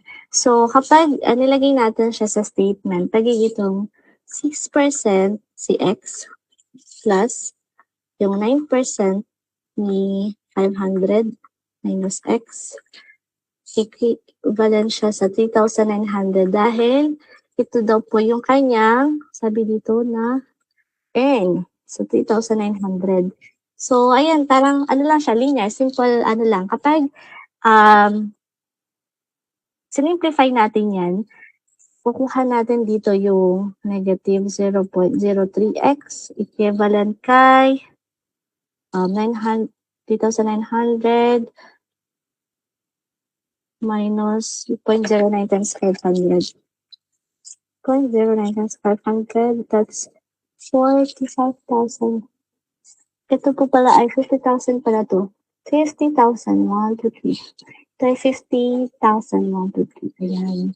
So, ito ay, nandito ay 4,500. So, ang X natin dito ay equivalent siya kay 20,800 pesos. Ayan. Ininvest natin to at 6%. And then, ang atin namang sa 9% ay 50,000 minus 50,000 minus 20,800. So, that's about nasa, tama ba? Ay, hindi pala. No, sorry. Ito ay 20,000 lang. And then, yung 9% naman, this is for 6%. Yung kay 9% naman ay around, that's 30,000. Tama po ba? Pa-double check po ako.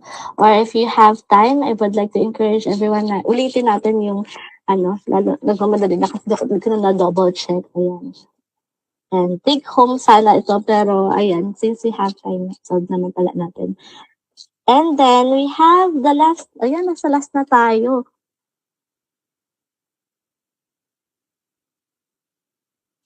Sige, burahin ko lang po ulit itong area na to.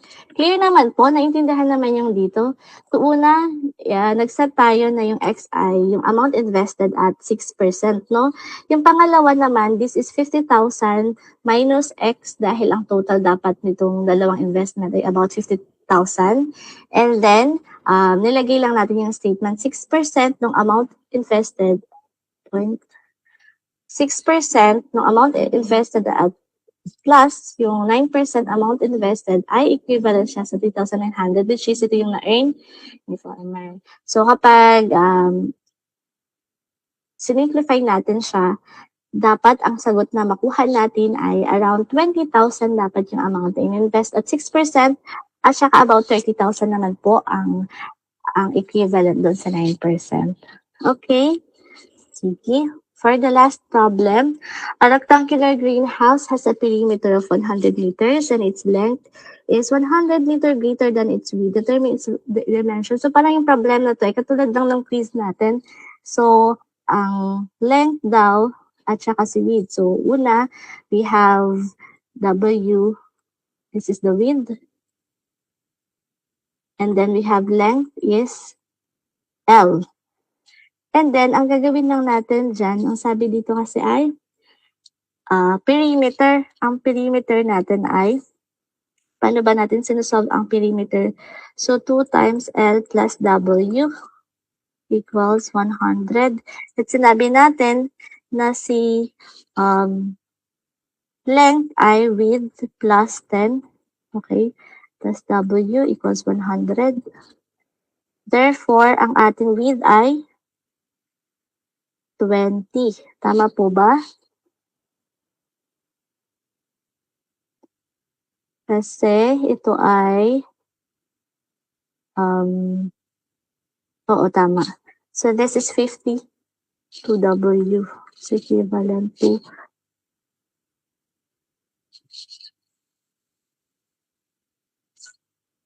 let me check. Okay, tama naman siya. So W is equivalent to 40. Therefore, si W ay 20 meters. And then, si length natin ay, dahil sabi natin kanina, si length ay 10 meter greater than width, ay di 30 plus, ay 20 plus 10 is equivalent to 30. Itong barahin ko lang po yung, okay. Para mas malinaw, hindi nakakalito. So, si length natin ay 30. Hindi ko makita. Okay. Tama na po ba? Okay na po tayo. So, nasolve naman natin yung pa-take home ko. So, at least you can review, i-check ulit. So, tama. Hindi ko kasi makita yung sulat ko dito. But yung width dito ay 20 at yung length ay 30. Okay. Sige. Ayan, we're able to cover up yung as much as we can tonight. No, I hope hindi pa kayo napapagod. But yeah, let's keep on being refreshed sa topic. So that ends our part 1, algebra. And for the remaining topics, we'll be covering up yung sa nasa table of specification, which is ang plan sana ay sa part 2. So I hope makita kayo sa either sa face-to-face or doon sa ating personal quizzing. So that's all, and I'm really glad na makita kayo, and I hope na naintindihan niyo yung topic. Pero just short tips para sa board exam, I would like to encourage you na, ayun, read the problem twice, and then define the unknowns. You have to translate yung word problem into equation carefully, na huwag kayong matatakot or i-jot down nyo lang isa-isa. And kung kaya nyo, you can also make diagrams or table to make it more visually, mas ma-imagine nyo kayong nangyayari. And then, check your answer kung realistic and keep the units consistent throughout para hindi din nakakalito. Ayun, yun lang. Thank you for having me, and I would like to congratulations to you in advance, and I hope looking forward to seeing engineer before your very name. Thank you. Ayan. So thank you po, Engineer Joanne Coriente, for the very clear and very informative lecture. So ang daming examples ni ma'am at inisa-isa talaga yung computation. So thank you po, Engineer. And of course, thank you din sa ating participants for joining and participating this evening. So salamat po sa patuloy na pagdalo sa ating Google Meet at sa ating Facebook Live. So bago po ulit tayo umalis, we are again requesting for a photo op with our lecturer. So pa-open na lang po ng inyong cameras kung kaya po ninyo, or send some heart reacts po. Okay, mukhang nahihiya sila. Sige, heart reacts na lang po. Ayan, thank you po. Yay! Okay, so smile po. 1, 2, 3. One more, 1, 2, 3. Last, 1, 2, 3. Ayan, so thank you po, thank you. Ayan, and lastly, we are also requesting po for your feedback to help us improve our program. Again, magsasend po kami ng email for the feedback form for today's lecture. So yun lang po. Thank you ulit, everyone. Bye-bye. See you next week. Yes. Thank you.